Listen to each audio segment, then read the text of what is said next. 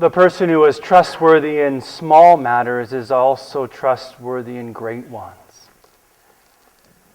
I think about being a high school student, even a college student working.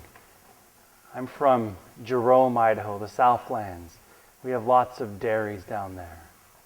That's what I did.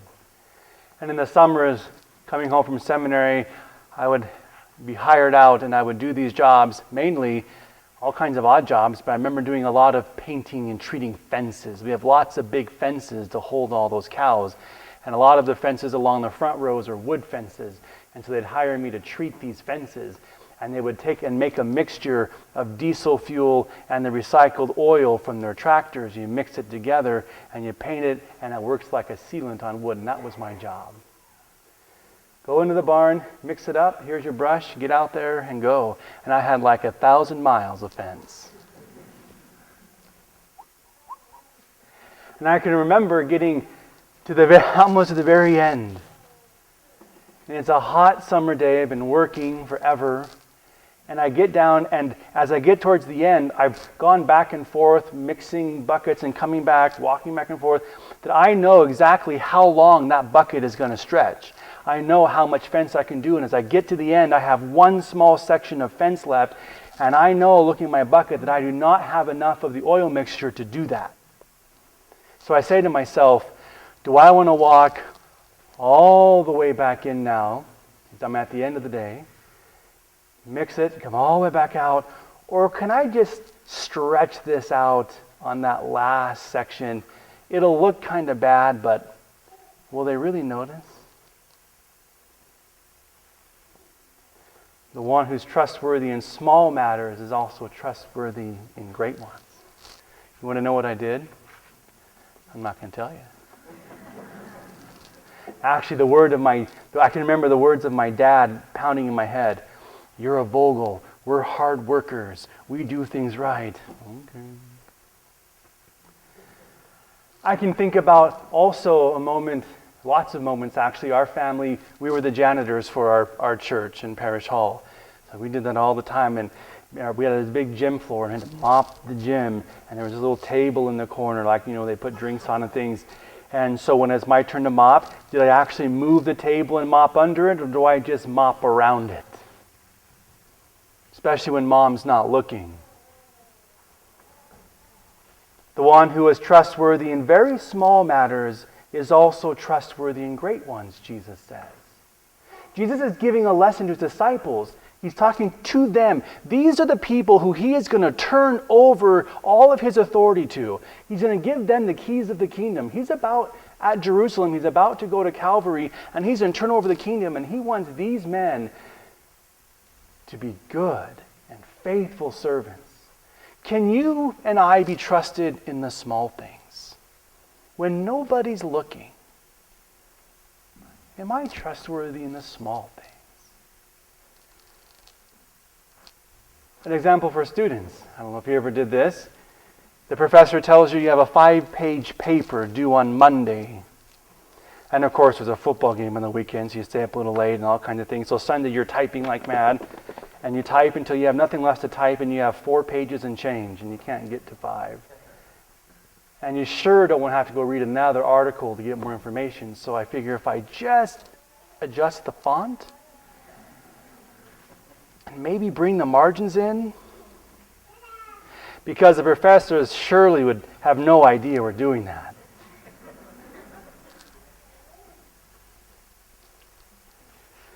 Let me give a more serious example. Picture with me, a single mother with children.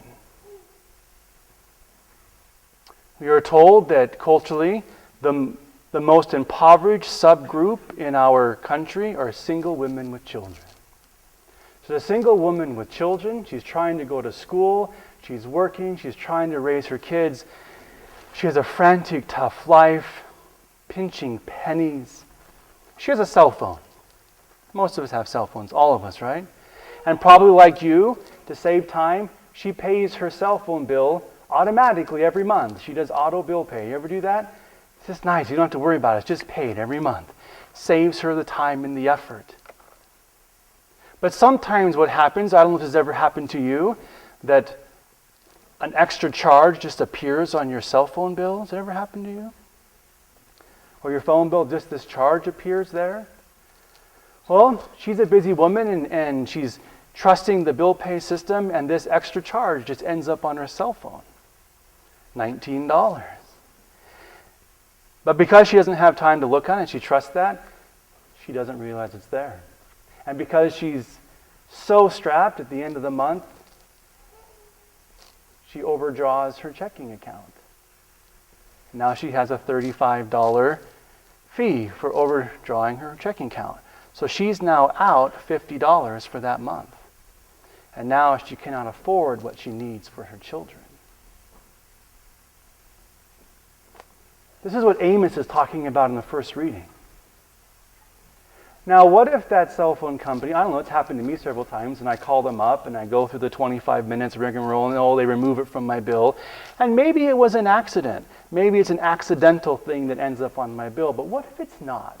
What if there are just some people that are just trying it on to see if they can get away with it? Amos says that is evil. And God does not forget that when the poor are taken advantage of. Those who are trustworthy in the very small matters can be trustworthy in the big ones. And if it's an accident, it's an accident. I hold no one in judgment.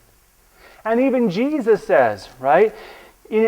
Not he says, but his example in the gospel is anybody who approaches Jesus, even though they have great sin, but they come to Jesus with a repentant, contrite heart, Jesus embraces them with great mercy and kindness, right? I fail, but when I come to Jesus with a contrite heart, he receives me with great mercy.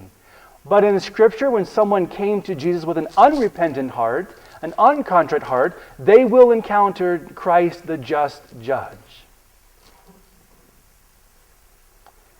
Jesus wants his disciples to be men of integrity.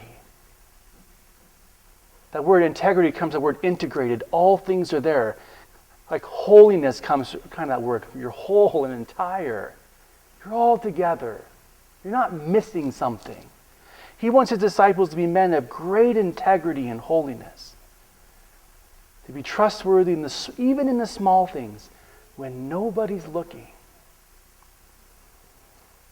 So brothers and sisters, are you trustworthy in the small things? Even when nobody is looking?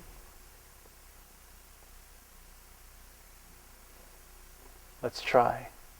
And when we fail, we come repentant to Jesus and we try again.